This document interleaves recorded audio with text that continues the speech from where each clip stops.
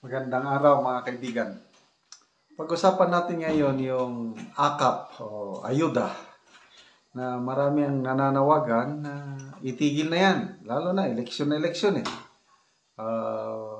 May nagsampa na ng petisyon sa Supreme Court, pinapatigil yung ayuda. Ito, sumagot po si Jose Claire Castro, hindi daw pwedeng itigil ang ayuda. Okay. So, masaya ang mga kongresista dahil todo depensa si Jose Castro sa kanila. Pakinggan natin ang masipag na Jose.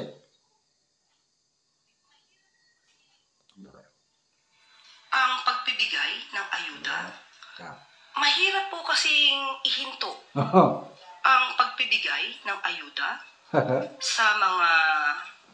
sa taong bayan. Taong bayan? Umaasa rin po sila dyan, katulad nga po nito. Sabi po sa survey, di umanon tumataas ang hunger rate.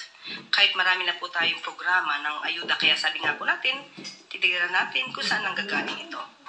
Hindi po ito mapapahinto agad-agad ng administrasyon. At mas marami po siguro mga kababayan natin ang mag-aalma. Lalo na kung nasanay na po silang kumuha ng ganitong ayuda para po ipantawid sa pang-araw-araw nilang pangangailangan. Ulitin natin.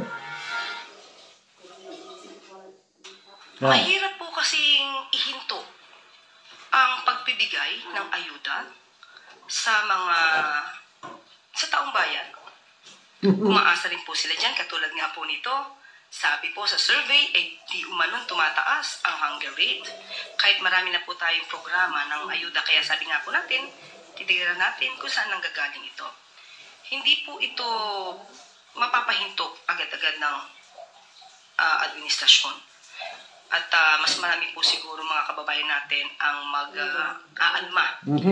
Lalo na kung nasanay na po silang kumuha ng ganitong ayuda para po ipantawid sa pang-araw-araw nilang pangangailangan. So, marami daw kababayan nating aalma kung itigil ang ayuda. Naniniwala ba kayo doon?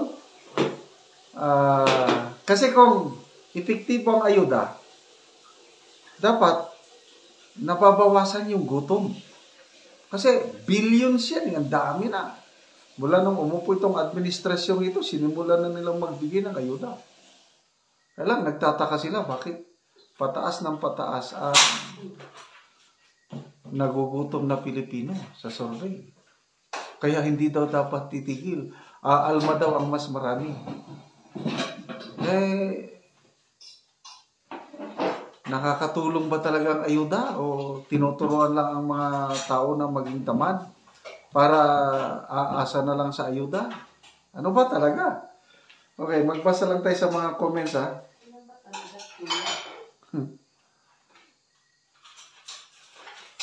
Kay Gary Abadijos, kung malakas ang mga Marcos, bakit kailangan mamigay ng ayuda na wala namang sakuna at pandemya sa buong bansa? Correct. Kasi yung ayuda na yun, nagsimula ng pandemya. Yung AX, tupad, dahil sa pandemya yan. Yan namang purpose, matagal na yan. Panahon pa ng Macapagal Arroyo administration, naging tuloy-tuloy. Ngayon, binawasan. Yun ang tunay na dapat bigyan kasi poorest of the poor yung purpose. Saludo ako noon. Kaya lang yung AX, tupad, panahon ng pandemya. Ngayon, walang pandemya, tuloy-tuloy pa rin. Dinagdagan pa ng AKAP.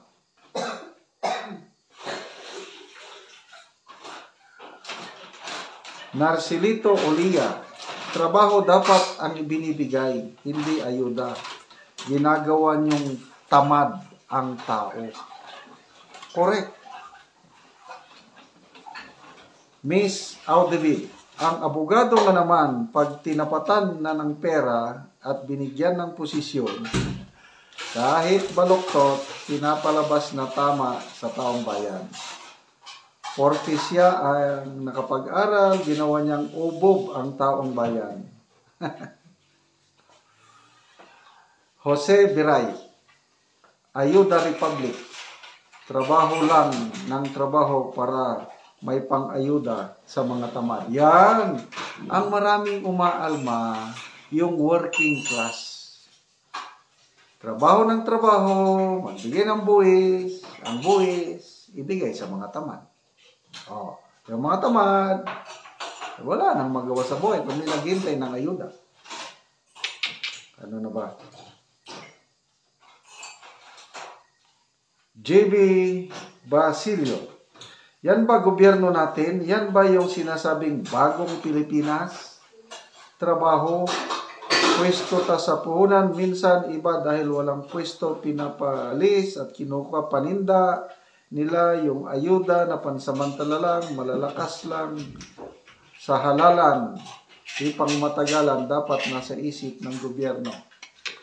Awang mga nagtatrabaho.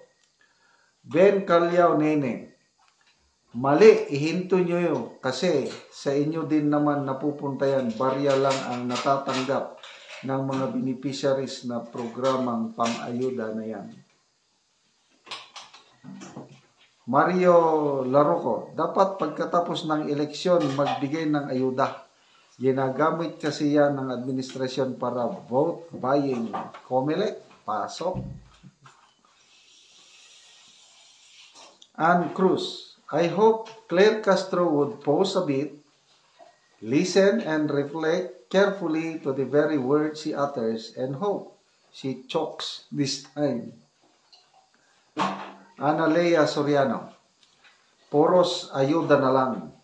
Sa mga kilala at malalakas lang naman nabibigyan. Ito ang masama. Okay lang sana, bigay ng ayuda, ang binibigyan yung nangangailangan. Kung sino lang kakilala ng mga may hawak ng pundo, yun lang. Yun ang masakit. Okay sana na magbigay kayo ng ayuda kung sa bulsa nyo galing. Kaso sa kaban ng Pilipinas kayo kumukuha. Kaya lalong lumulubog ang Pilipinas, lalong dumarami ang tamad. Bebelin Sanggalang. Oh my God, what a mindset. Sa bawat ayuda, malaki ang napupunta sa namimigay. Yun ang problema. At ang nangyayari, parang nagiging bayad sa boto. Ante, hindi ayuda ang kailangan ng mga Pilipino. Ante, trabaho, tinuturuan nyo lang lalong maging tamad. Ika nga, teach them how to fish. At ang swerte lang po kasi ka-close ng mga tagalista, hindi lahat yan ay mahirap na pupunta. Gising. Okay, so yan, hindi daw pwedeng itigil. Salamat mga kaibigan sa inyong pagsubaybay sa ating mga videos at